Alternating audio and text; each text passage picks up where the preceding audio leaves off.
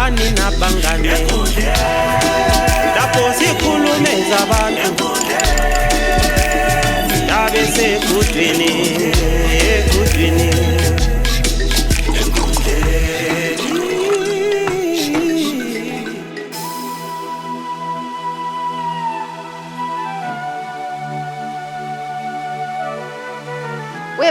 We're back, guys. Sititina Enkundleni Exclusive. Welcome to Enkundleni Exclusive, brought to you by your trusted partner in events planning and management, including Dep3 Events. So, guys, konapa director ungidisturb. I was actually vibing to the rehearsal that is happening back door there. So Dep3 is your trusted partner when it comes to not only events management and planning, but also when it comes to rehearsal space, studio. If you need a studio, if you need sound engineering services, just get in touch with Dep3 Events using the contacts on your screen. My name is Nondudu Zongube. I am the co-hosting Hambalo General, the one and only General Leslie. Yeah, what up? What up, my people? You know what I mean? This is Enkundleni Exclusive, and like I was saying, this episode is powered by Sanibonani Magadini. This is the original Leslie, and this episode is powered by Okuhle Designs for all your graphic works, t-shirt printing, graphic designing, marketing, ufuna ukuninda a restaurant, ufaka ama signage. Okuhle Designs is waiting for you. Contact them on the numbers. It has been a busy week, man. It's been a busy week. Yeah, one we are pushing, and everyone seems to be pushing. But those cause like push. Everyone seems to be pushing. Everyone seems to be pushing. You can also push your event by getting in touch with Dep3 Events. If you need a stage hire, LED screens, funo DJ, bakona, ufuna ma MCs, skona njalo. So anything that has to do with your event, whatever event, is it corporate, is it a social event, is it a church, ilobola, everything, just get in touch. Dep3 Events. So akunjele ukuthi ubupushani njengoSikhosana. Lami bembask at enjive estradeni abantu abajiki izimali. But you know indaba kaSikhosana yazi ukuthi intshengisa something. We keep learning ngezinto lezi. Unfortunately sometimes if sifunda ngezinye izinto ezingekho zinhle. Sometimes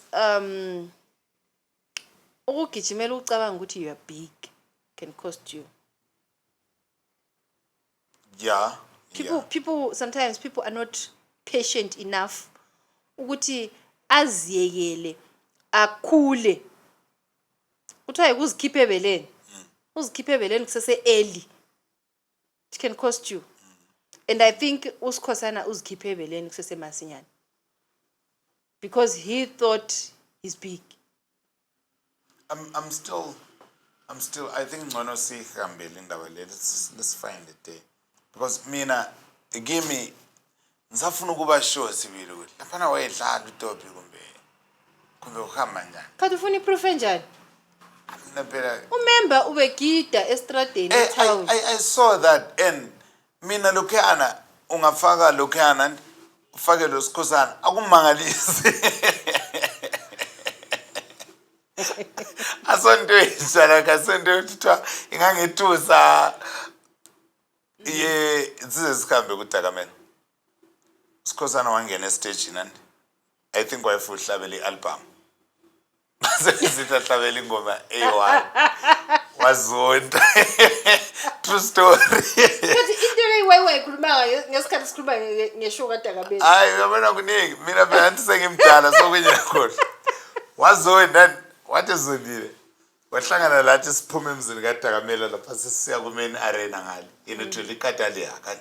So kongana uthi phela Sikhosana wahlosondela le katale yakani. Waqalisa ukusithayela ingoma entsha eyokuthi bamehlise.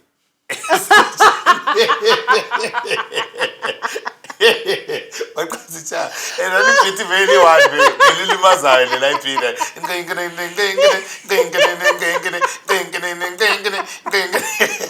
Baya bengehlisa bengakwelisanga abantu bayathanda bona bayazonda ingoma yakhona ayila full stop akula ukuthi twice lina inelita sokuright ngoba lingabe lokho eligida yaqhubeka sikhathi sesiyakudla sokuphenyiwe kela abanye basuthi mina kangingadli unkosikazi limbonile bengikita so mina kumangalisanga yamangala nxalimangele mina ngihappy usikhosana utshengisa abantu ama-true colors uthi this is who I am, manageful or manageless. This is who I am. Unganiki speaker nyatweke strate whether lechika mathe rando altiki fine. Okay, so well done Kehla, well done Tala. But you know what, enye into mina ndistepha yena leyo ukuthi silabantu respectable people asebesebenzisa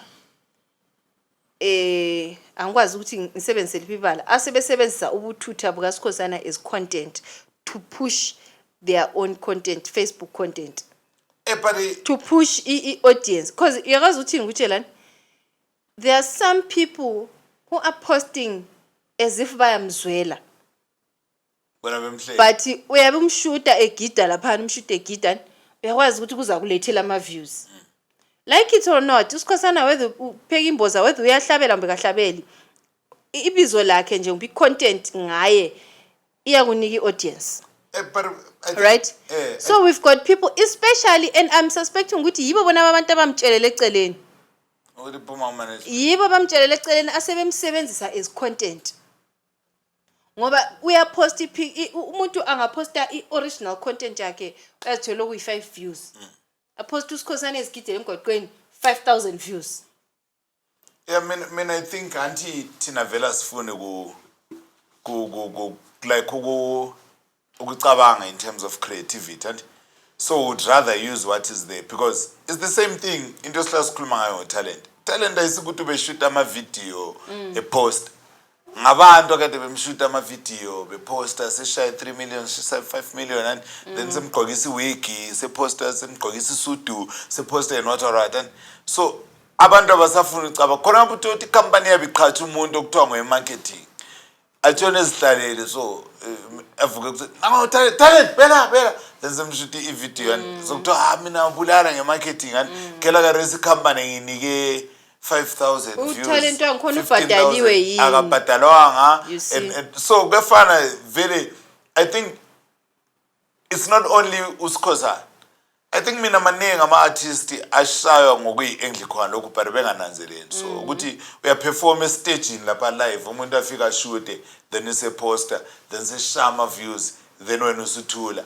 Usuyi content. When usuyi content wena utholani ngakho. So and also I'm actually worried ngabantu laba abathanda ukusupporta ama artists.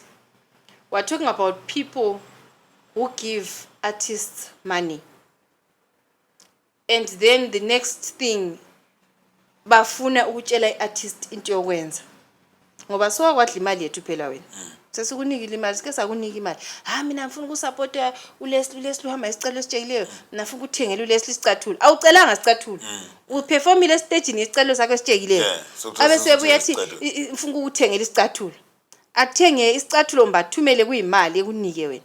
Then the next thing ngelinye ilanga mzukana kungaba lokuyi disagreement usungumuntu omubi, mind you, we as people vele asingeke savumelana yonke into kulesikhathi sokuthi kuba lokuphikisa lapha, that doesn't mean ukuthi relationship yethu sokumele iphele.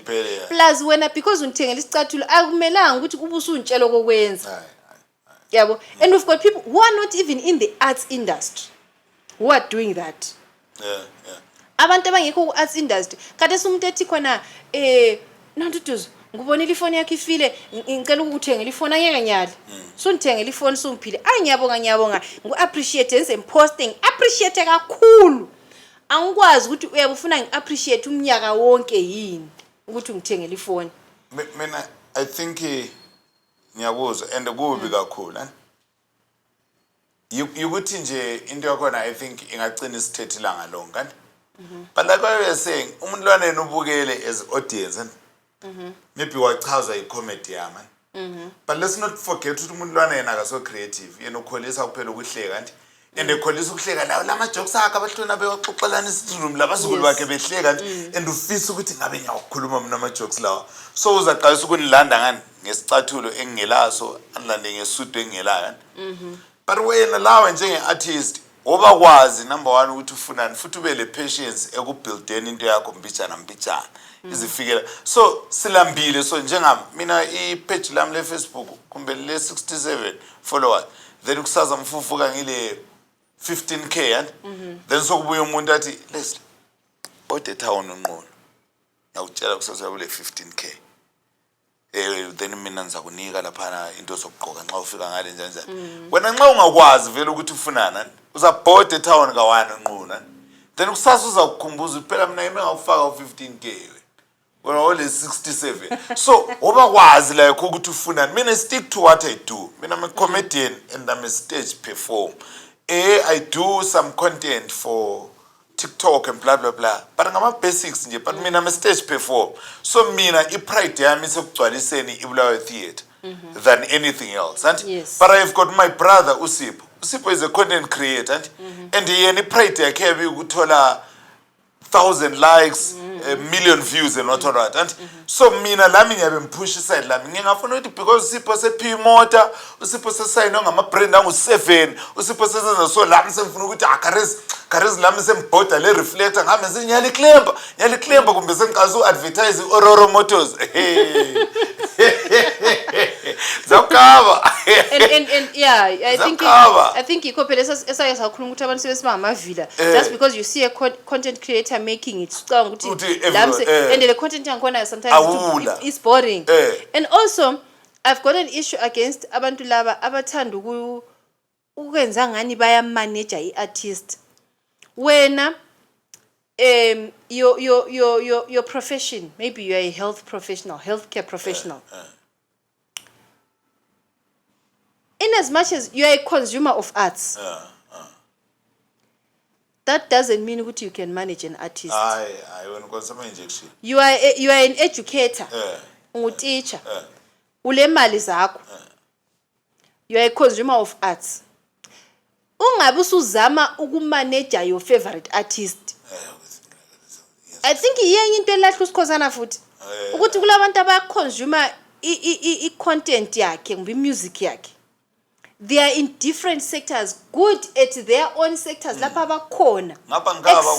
Excelling in whatever they are doing. But now because they are good there, they now think they can better manage usikhosana than abantu ade be manager. Sebeqalisa ukum-advise ukuthi no, I think if you do this, you can go far. You've never been in the arts industry. Vela ukwazi ukade le stage awukwazi ukuthi ingoma icomposewa njani, awukwazi ukuthi kufunakala malini. Yabo? Usubuya usulanda usikhosa usumdiliza umuntu engento yakhe ayakhileyo and nxa isesenza so suqalisa ukuhlehlela emuva futhi ngaso kukuphi. The disadvantage of it is sure abantu labana nxa bebuya no besithi you'll go far and sure you'll go far far away from the people really very far uyabawedwa le ukathi sure you'll be far abantu ababuyi. Yes. People should stick to what they know. I think that's the best way to put it. Stick to what they know. Mina nxa ngihlabela wena maybe you are a caterer. Ungangicorrecta ngingapost ukudla mpheka imbuza. Yikho lapho ungangicorrecta khona. Ayikhona ngokuhlabela. In as much as you think you know, no you don't. Mina I think vele into yakhona nti ayipheleli even ngisayitshoni athi yaman. Tatubonile ilist yabantu akade bekhuluma speech kuSikhonjo. Ha? Ay.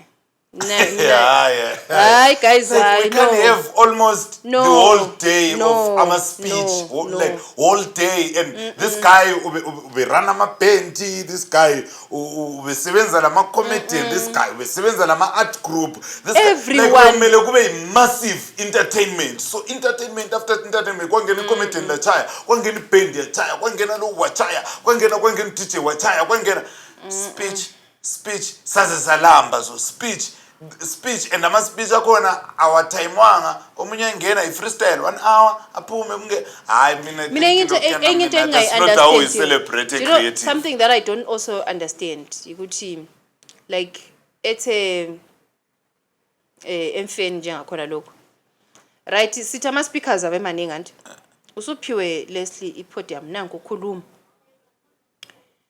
as a comedian usuphiwe ukuthi kumbe umele ama comedians khuluma ngokwe comedy ngomsebenzi ngokusebenzelana lo Sikhonjwa comedy kuphela ungaqalisa ukusitshela ukuthi wena wazalwa lo Sikhonjwa ulithwini lika Sikhonjwa sonke you know then all those usuqalisa things ukuthatha reference kulelanga engangilo Sikhonjwa you know I think lapha sasiyana you know I think abantu kumele bakunanzelele khona lokho ukuthi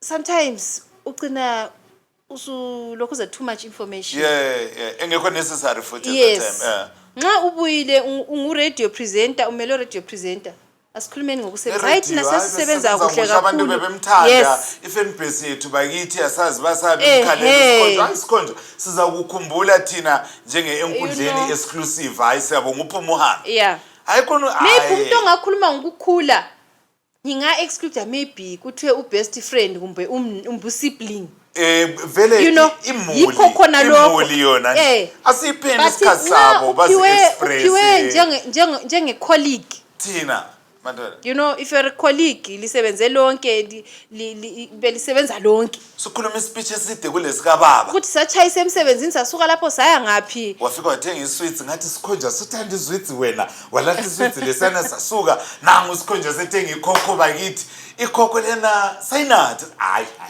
I mean ama-speech lawana mina I think look because bekugcwele abantu abanye futhi akade besizwa ngoSikhonjwa abanye abamaziyo abanye abasebenzelayo and so on and they are there to celebrate impilo yomuntu okade tabile umuntu okade happy umuntu okade hlekisa then the next thing speech and like list lana musinxa uyikhangela ingqondweni ubusithe ukuthi 1 hour sonke la sabe siqedile ukukhuluma la but pare all day because kuthe kuphela ama speech sahlisa ku TV.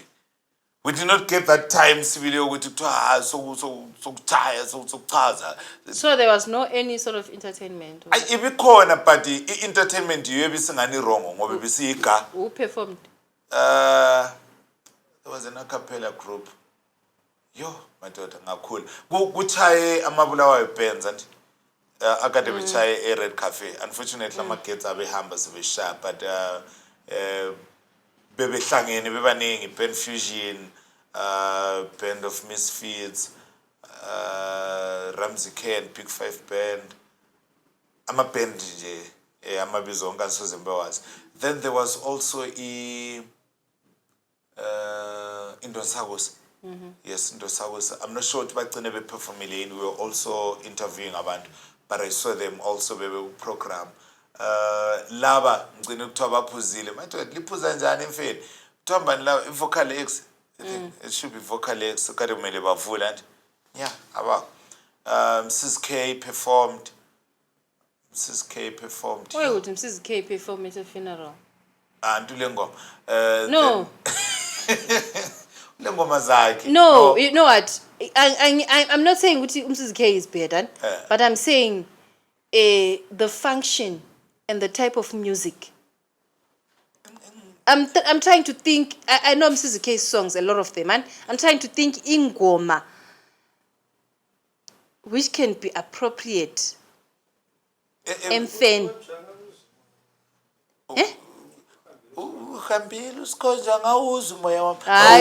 No guys, let's be serious. Let's be serious.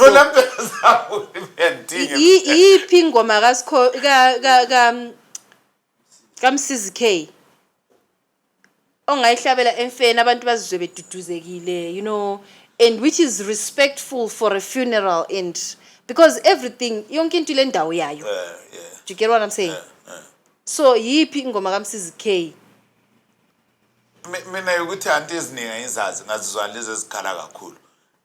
So hayi mina ngikwazi phela mina manje. Asithini njenge artist la elikhulu bekumele phela la aggress occasion. But mina Do you know we've got people that I think umuntu onjengo considering I-character kaSkhonja, like I didn't know him personally, but mina nje ukumbona nje lapha kuma platforms and stuff, I think umuntu onjengoBekezela. Yeah, Ubekezela was there, unfortunately not performing. And ngitsho for performing, I think would have done great. Yabo? Yeah. Umuntu onjengothandidlana. Uthandika ukhona intando. No, I'm listing the type of people that could have done for if indaba esikhuluma ngayo. Yeah, true. People like Thandidlana. Yabo? Vuyo Brown. I think Vuyo Brown could have fitted like Lengoma zami. As a church. Then I also wanted to say, yabona kulama andi mina ngithanda izinto. So you'll find me in almost every event. Nxani le mali yokungena or nxani le connection between the two pairs. Sometimes ngiyayingela imali but le connection. So yabona kulo Chakalo umzo 7. I think wathi mina ngimboleka ama flowers akhe saphila. Umzo 7 ngiyambona kakhulu man kuma event man. Did he perform? He was running around, very busy, like part of the organizing team. Bese sithi uperformile umzo ngiyamthanda, Ulapha. but I was now saying no. Besebenza nzima. So and it's not only there. I remember kule Makokoba Music Festival and umzo was there. Supporter siwile, hamba siwile labo Thomba Mfalo is Khotilihlo president of 2000 and what and ngasuka kuhamba ngawo khwabarati. I'm just mentioning our Kates, but ngiyambona even emuva ngala ngakukhwabarati umzo uyinathi and emfeni umzo is there running around, and I think mina sometimes khonokhana ku right like ukuthi singabe ngama celebrity kakhulu and fika lawe uyazi ngangcono belesi ngangcono abantu bahlale bechinga ukuthi bafika la bezenza ama celebrity but befikile uyabona kungcono so ukufika than ukuthi singatholakali vele like at all. Then umelele ukhona mina omunye I've forgotten, but ukhona umuntu engaye ngakhuluma la ngambuza ukuthi wehamba yini kwakule Chibuku traditional dance competition and ngiyakwazi ukuthi la uyagida ingungu and so on. So I asked kule competition ngale uyafika yini wathi into lezenza ukuthi uyabonga invitewa so ufika khona ngale suhawule so wena okufunayo i-VIP treatment and whatsoever, because lami ngangikhona nginga-invitewanga ngingekho ku list yama VIP guests and ngingale ngizithayela ama super ngihappy ngibukela ama competition and so ungafuna so umzonya mbona kakhulu man and ngiyabe umkhangele so mbona mfana lo ngabe kalukanga mfana lo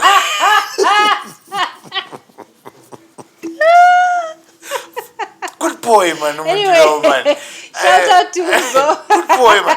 Okay na man I know akaza so fana I will die ngabe kalukanga esingamusha fit so I've seen him so we small moment as I'm as a church isn't it so them church Okay.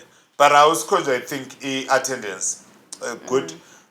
Most of our artists bekhona hlanganelo noluntu Jazz Marabini Kokubekezela into Sabusa like bebebuyile then labanye laba kade bezothatha udumo well done yindawo vele yokuthatha udumo andikulabantu abaningi. You know, in sikhuluma ngento ena le, I think I'm going to say this again. Sake sakhuluma futhi ngakho ngimfaka litshe ukuthi singabomelela ukuthi umuntu feel nginte sebhubhile something like that ukuthi simhambele, especially if it's someone that we know. And ngikhuluma like njengokuthi namhla as well shooting this video, Umzo 7 has an event, an upcoming event. So you'll find some people that have never attended any show kaMzo 7, people that have never even bought a ticket. Nxa kungenzakala ukuthi uNkulunkulu athathe uMzo, you find them at the funeral. I'm talking about fellow artists. Yabo, uyabathola sebethatha lama pictures, sebeposta ku Facebook. People that have never awukazi uthenga itikiti, awukazi ucele alright ukuthi angila tikiti ngicela ukubuya ku show yakho, angaza yenza ishow yamahara, awukazi ulugcobe. You know, awukazi upost iselfie ulayi, awukazi vele. But the moment esithi D, susenza ngano numazi ngcono kulabanye abantu. So ukhuluma speech. Uyabo? So I think umuntu ezevukhuluma emfeni. I think yena le into sake sayikhuluma ngemfaka litshe futhi ukuthi ngendlela obekugcwele ngayo ngabe kuthiwa nxa ulitshe perform abantu bebehamba ngendlela abahambe ngayo emfeni. Yabo? I think it's a different case when it comes to uSkhonja because abantu uSkhonja bemthanda genuinely. So lapha sengikhulumela ukuthi no, man, I think also to add on that and siwe right asoze sikwanise sonke njengokuthi besibaningi njani emfeni to go and but at least help me to push bra ngile show and forward phela lawe ku status and post phela lawe ku Facebook even ungabuya and phomba ukufaka guys 11 October it's a date Bulawayo Theatre Mzo 7 one man show and awufi awulimali and kusebenzisa less than 3 megabytes ukuthi phomba ukuthi kuju sokuhamba and vele akula nto ehlephukayo we just to post even ungancane posta kuphela ukhona ngingathola one buyer yeticket kwampa just because wena uposted but thina manje siyablutikana like nyakublutika amposti angikhulumi ngakho vele ngenzi lutho vele nyablutika zombona lawe labo Mzo then anyway moving on a sad note, we saw a video. I didn't see it because I couldn't like be here to see it like but there has been a circulating video where two boys from is it Masase from a high school khona lapha Zimbabwean high school were actually raping a girl. If I'm not mistaken, the girl is in Form 2 and lapha we're talking about Form 4 students, the boys. So they were shooting a video whilst they were doing this horrendous act. And because from the captions, to me it was a disturbing video. I didn't even want to see it. But I didn't even open it. And before we actually talk about indaba naleya, mina ngisola oma poster, oma reposter, oma share, oma retweeter. How can you share such a video? Uyishayelani njengoba nolayo nxa ushare video enjalo? Yabo? yeah. Kulezi izinto zokuthi you can just share the text. And for a good reason futhi ayikona ukuthi kuthiwa ufuna ukuthi abantu bazwe ngami. Yabo? You find I video enjalo omunye umuntu ethi inbox for a video. DM for the video. Ukwenzelani njengoba nolayo nxa usithi abantu baku DM ukuthi banike ivideo enjalo. Yeah. Angani ngumuntu ocela imovie ukuthi ucela ungithumela imovie. You know? Bengingakakuzwisisa I think senhle ngakuthola masi. Yeah. And give me because we could spread the word without shaming the girl. Exactly. We can spread the word sibuluthi nansi into embi esenzakele.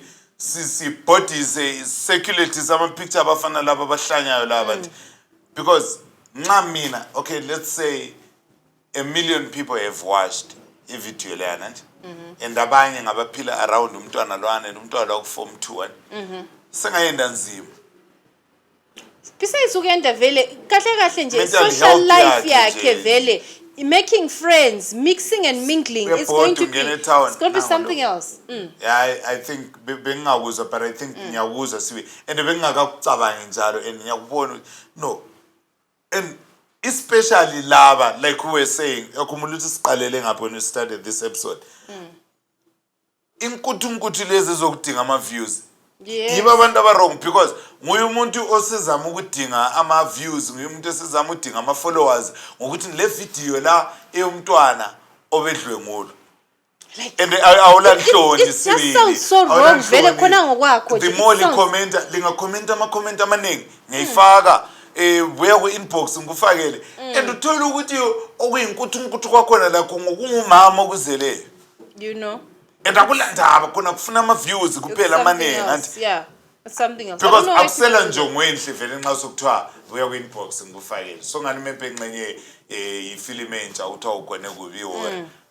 Whereas it also makes me talk about something engwazi ukuthi ingangichayisa like sometimes nxa kusenzakala into ezinje so it makes me question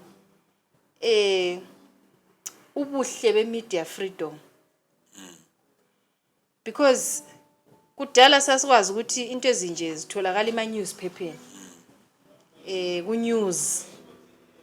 That's because everyone can be a journalist, everyone can be a bearer of news, like, you know, saying ngani people are abusing that. Yeah, true, very true. Ngoba nxa uzathi 1,000 likes and I'll share the video. What are you saying? If I get 1,000 likes, I'm posting the video. Yeah, I'm shaming the victim. If I get 100 likes, I'm DMing, I'm sharing the video. If you want the video, send me a DM. Just say hi and I'll give you the video. Join my WhatsApp group to see the video. Join my WhatsApp channel to see the video. Anje bona ukuthi so yazi uthi into le I'm part. Yeah, and yabona ngiyabasola mina especially laba abantu abenza sona. Phinde futhi mbhode ngapha ngingabasole. Like I was saying ukuthi especially abantu abaqhashwa ngama companies ukwenza marketing. Kanti ama companies aseqhatsha nje. Because umuntu lwana eseshayile ama 1000 views akhe kwabuya futhi enye video okungamelanga ayipost wayiposta kwabuya futhi enye ongamelanga ayipost and uyezokuthiwa congratulations, I'm now the brand ambassador of nakutheni and emangala so ukuthi bake bahlala phansi yini balandela icontent yomuntu lo and bake babona yini ukuthi umuntu lo upostana akusela ndaba bona sebekhangela inamba ukuthi alo nxa ipost video yomntwana odlengulayo ibe le 1 million views akuthi vele angapost ethu le company. Yazi uthi nani? I hope companies are watching this. I was talking to someone this week ngisithi ama companies lawo asesiba lobuthutha because they are no longer able to differentiate between an influencer and a popular person. Yeah. An influencer can and cannot be a popular person. And ngoba influencer can have 100 people following them. Anga post that I'm selling this phone. All the 100 people want to buy. Kumbe 90 people want to buy. Kube sokusibala lwano popular ole 10,000 followers. I post iphone le uzothengisa one in 12 months. Agala that influence to make people buy.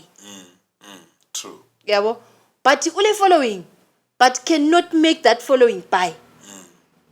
Yabona i-brand yakhe is not that strong to make people buy. Kube sokusiba lo labantu abangu 100 oza kunika ama customer angu 90. From that 100, yeah, true. So companies, they are not looking at that. They are not even seeing. I don't know kumbe ba pretend what I don't even know. No, abafana laba available. Vele ba fresh vele umuntu ozokuthiwa usebenza marketing fresh vele. I can give you an example of an influencer who makes people buy. Thathi product yakho iningi umadlela. You are guaranteed to sell. Yabo? He has a huge following and he has that brand power. Yabo. Labantu bantu. Abathengayo, people who pay. Yabo. Kube sokusiba labanye singeke sibaqambe amabizo. Umuntu uyabe labantu so. But akala that influence to make abantu bakhe to come and buy. So companies, they don't look at that. No, they don't. And angavela bone 100k kuphela. Nangumuntu wethu. Yabo. So angazi ukuthi bona bakwenza njani. I don't know ukuthi bakwenza njani. No, as long as kulisebenzela bafethu. I'd start no videos post abasikhathi. Hayi but mina ngiyala ukuthi I video yomntwana oabuswayo abantu beyiposte for we don't I think mina kumele kube loswazi or something. I think we do have media laws okumele ukuthi abantu abanjalo babotshwe, but I don't even know if these laws are implemented. I don't even know. Yeah, I also want to post it. So, guys, kunzima. Moving on. Intwasa Arts Festival. Ivalile Intwasa. But I didn't see the vibe. But where was the vibe, guys? I didn't see that. There's a time where people like us who are active on Twitter, if you check on trending topics, you find Intwasa there. Yeah, I didn't see that this year. Even now, also, even the people that participated in the festival were not posting about the festival. That's where the danger is. And maybe that's not where the danger is. Maybe. Kuzima. I attended some shows. I think I went to comedy. I went to Women, Wine and Words. Then I went to Women, Wine and Words. Well, how was the attendance? No. Not like every year. No. But you know what? Intwasa Arts Festival. Into yethu enhle nje okubekumele ukuthi ngabe siyayi embrace and all.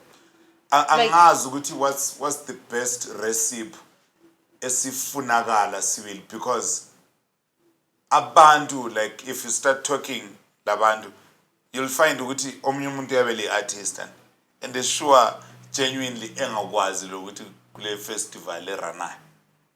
So it's not being marketed. I'm not sure. Kulesikhathi, no, I remember I was in school.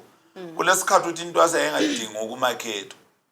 Kwakusithi vele nxa kufika uAugust so wena wedwa so uyahluqasa ukuyimarket uthi awukwazi bra uthi ngoSeptember kule Intwasa. Yayilo msindo wayo so obuya natural and so angazi ukuthi I think kimi kuba isifundo ukuthi Kareza ndi mina ngakwanisa ukugcwalisa iBulawayo Theatre but ngiyakwanisa ukufaka half. I think kumele ndinge indlela yokuthi ihalf leyana enlayo leya ihlala izibona iqhakathekile even sokubuye abanye abangu 1000 because ihalf leyana yiyo maybe nyabe ngiqale ngayo leya so that kungabuyi 1000 leya kube yi1000 plus ihalf leyana ebemveleni la. I think that's it. Then 1000 learning ngahamba le ngisaleni le half yami leyana uthi at least nisala ngikhala. I think you're talking of the strategy of keeping the existing customer, existing audience. Keeping it while you are looking for more.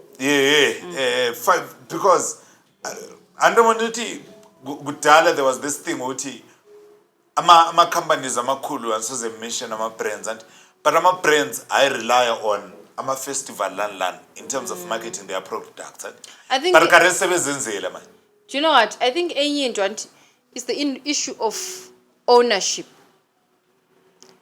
Do the artists feel ownership of Intwasa?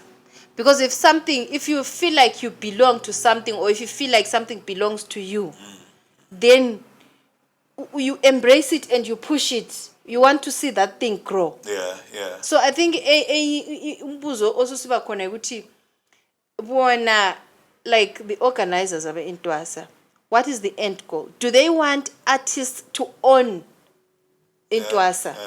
Or no, they just want it to themselves? Do they want artists to feel like they belong to Intwasa? because I think into nxa uyibona kufana le phone le nxa ingeyami ingawela phansi ngithi ayish Ifone yami, yeah. ngiyithatha the first thing I'm checking ukuthi icrackile yini yabo because it's mine. I feel like it's mine yabona yimi umnikazi wayo. So I think the same applies to Intwas because we were not seeing, like I said, with artists that participated in it, they were not even pushing. Because singati, I know ukuthi sile ndaba leni yokuthi organizers they should invest in marketing whatever, but to investment we're talking of funds. So we know ukuthi vele funds agula are limited. So the best thing is to use each other. And Intwas ayisebenza artists la sebenze Intwas yabo. So bona beintwasa bayafuna yini ukusetshenziswa artists ayafuna yini ukusetshenziswa intwasa. It has to be a mutual thing yabo, but for artists to funa they have to feel like it's theirs yabo. I think yenye into ekhona mina fortunately ngeke ngakhuluma lo race by just before a festival and I think ngisuke ngile 2 cents yami, which I think is important, and I think it's something that can bring back the vibe of Ama Festival, especially Gobulawa, because even iPath, ama shows kuPath awabali ama numbers, ama shows ukuthi ayichayo egcekeni. But ama shows ukuthi kumele abantu baye stand square la ungela abantu, but eduze la stand square and kube kulama good performances. So I think into ekhulunywa ngeRBA nje ngile 2 cents ngeyokuthi so kumele kube lento lana collaboration la ukuthi lawe unje no ufeel like I'm part of the festival and ukuthi book launch lana yenzakale la kumele lami sibili mpushe from January ukuthi book launch be book launch lami eze committee ngithi kule committee ngo September and the committee. So I think like what you're saying ayithatha festival iphosele ebantwini so ukuthi machance nansi festival yenu la. So angikwazi now, it's something that maybe I need to find out ukuthi ayiphoselwanga yini ebantwini or ayiphoselwanga kuhle, or because sometimes siphosele ebantwini ngendlela engani trip. So danti ngeke you know what, Leslie, nxa iphoselwa ebantwini it means people are also involved in decision making. Yeah, that's what I wanted to say. Like nxa kuthiwe sesiliphosela nansi, you are not supposed to be told ukuthi uzaperforma mhla ka-27 ngo-2 o'clock isho iyathatha 3 hours ivenue nansi. Kuyahlalwa phansi kube lokuyi-discussion senze njani la, sifuna ukuthi into leyi ibe ngeyethu sonkeni. How best do you think we can do this? Ama-artists allow for that. Let's say we are talking of a comedy show. Liphosele linabo lesi because inama performance. Comedy I think isidlisa la. Yes. Nxa sibiza omunye wa out asibize lo ngoba kare singechisayo and ngoba phela lapha sikhuluma ngendaba ukuthi sesifaka i-ownership e-center la. Yabona everyone use own phone le.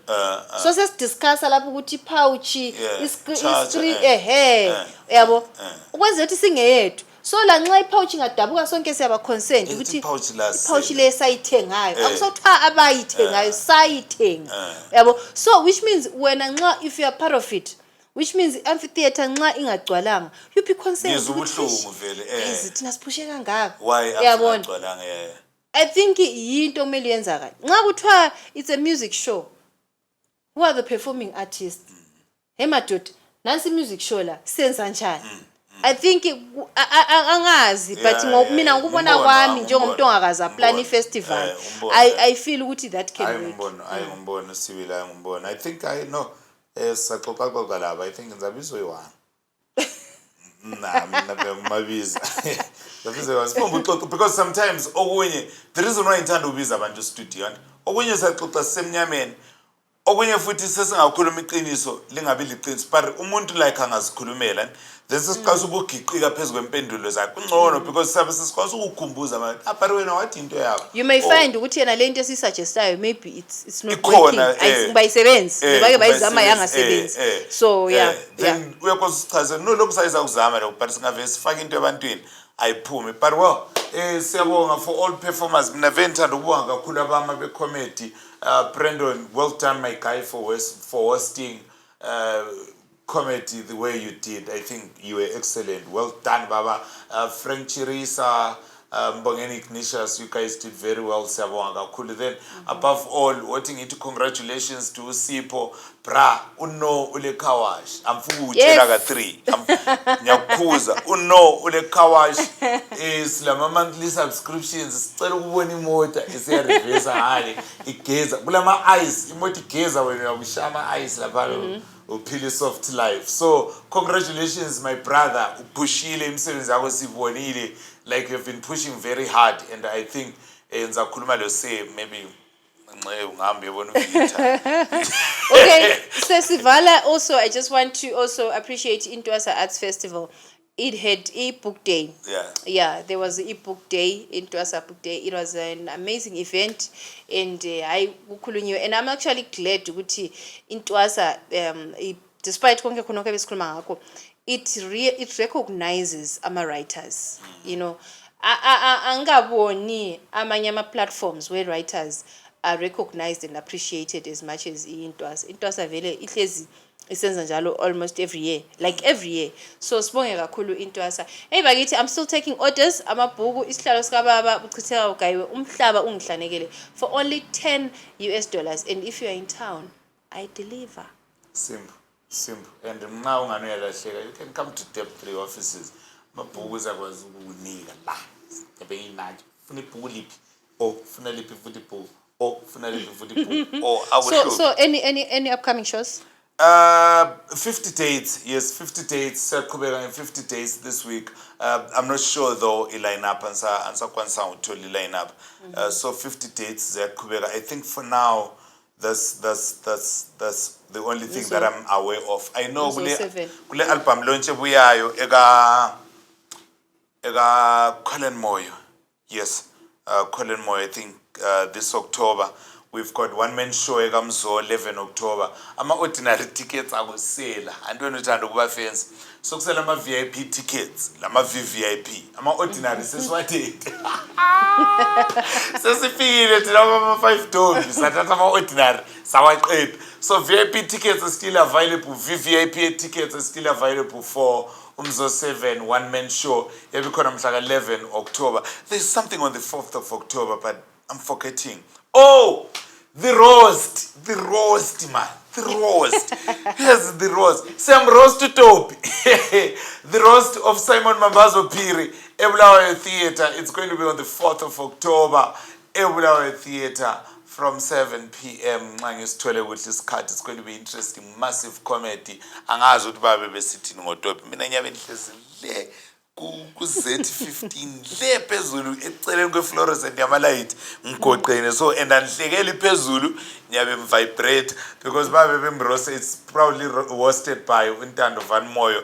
Nxa ikhona bakithi ama shows engakhohle nhla litshela nzinifile ama message alify, so lami kunye ngiyabe ngiziphandela, but I think you ngokhumbula wena now. Okay, it's something else then. Sabo engcosikho lo usikhosana le show.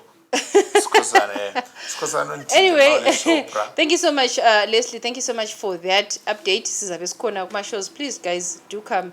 December seqalisile. Ungasala useli. Ave ungayikhutha khona. Yeah. So guys, sesifikile emaphethelweni enkundleni exclusive brought to you by Dep3 Events. Sithi thina sesifuna ukuvalelisa. Please, like I always tell you, do subscribe, do share, do like, and do follow Dep3 my social media platforms: Facebook, Instagram, Twitter, TikTok. Ikhona ke Dep3 lami ngikhona futhi. Please do follow me. Nontutuzo Ncube, Facebook, Twitter, Instagram, TikTok. Leslie laye ukhona njalo. Ngikhona emagwegwe, ngikhona ephumule, ngikhona kuma social, sorry. GN Leslie across all platforms: Facebook, Twitter, X, TikTok, Instagram. Konke ngikhona, konke ungamfonela ngedobha futhi ngikhona kungcono. So it has been a busy week. Sakhala, satuduzwa, and we enjoy to Zambezi Express. We ran it for 1 week. Well done, guys. The cast, and kuhle, like it has been a busy week. Siyaqhubeka nge-50 days this week. Let's check out the shows kuma socials, our peer event solutions, our Sabela. Asicheke ama shows ukuthi alandelana njani. Mina ngilahla program on my way here, but kuyatholakala I'm growing up. But well, mina lo nonto tuzoncube sesichapha phansi sithi thina salibona singalikhangela.